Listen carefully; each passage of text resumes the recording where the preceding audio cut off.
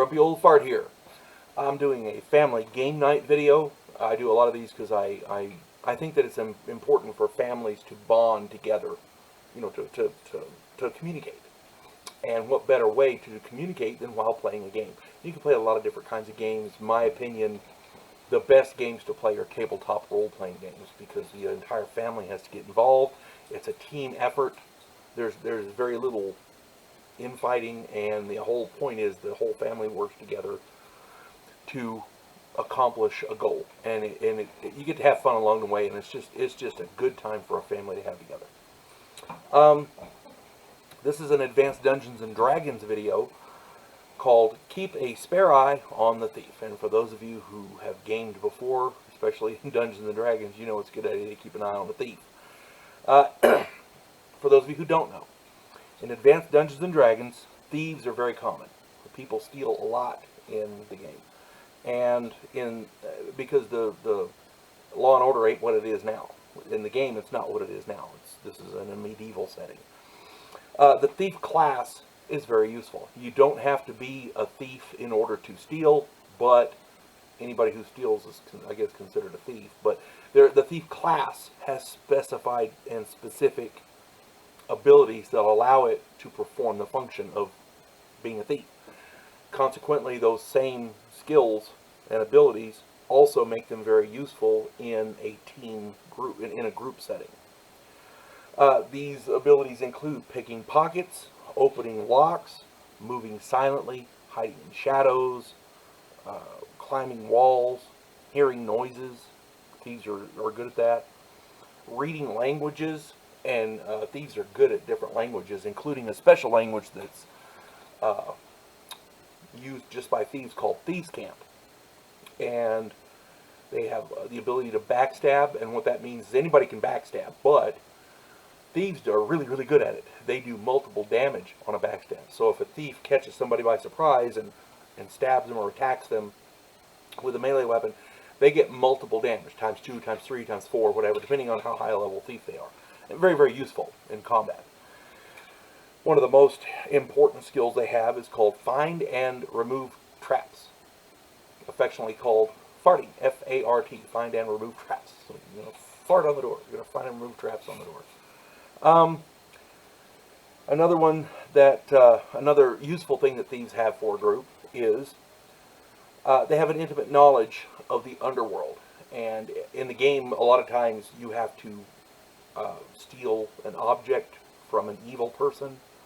And of course, you get the object back and there's a bunch of other stuff laying around. Of course, you know, you gather that stuff up because you got to have a payoff, right?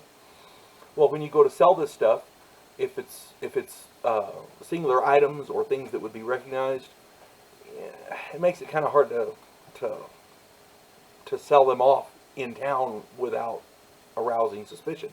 So a thief who's intimately connected with the underworld, including the black market, there you go. You know, they can fence this and, you know, sell it off. So sometimes when you're playing a thief, it helps to have a mindset for it, I guess. I don't know. I don't know what that says about me, but anyway. And like I said, in a group setting, thieves are very, very useful. The problem with thieves is that they're thieves. Thieves, by the rules in the book, cannot be of a good alignment. They can be neutral or evil, but they can't be good. They don't necessarily have to be evil, but they can't be good. They, you know, neutral. And they are notorious for stealing from people that they shouldn't. I have lost count of the number of times we're riding out of a town and the city guard stops us and they go, "Hey, we're missing this. Let's check." And, "Well, we didn't do anything. We already went over there." And of course, the thief has it in a saddlebag. He's, you know. And this includes the party. Sometimes a thief can't help but pilfer from party members, and we generally try to avoid that. But I don't know of a thief yet that hasn't done it, or at least thought about it. So, you know, they also tend to get into trouble with this thief mentality, which, you know, again, thieves are very, very useful. The problem is they're thieves. So, paladins and other good aligned characters have a difficult time working with thieves. We were playing a game years ago, and my friend John was running a thief, and we had a paladin in the group, and we had a lawful good cleric and a few other good players. And so we had completed a mission, and we were bringing the stuff back, and the thief didn't realize what all we needed to complete the mission. John didn't know, because he had joined the party late.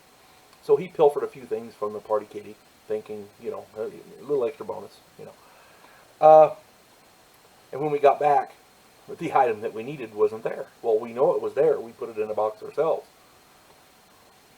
So immediately all eyes turned to John.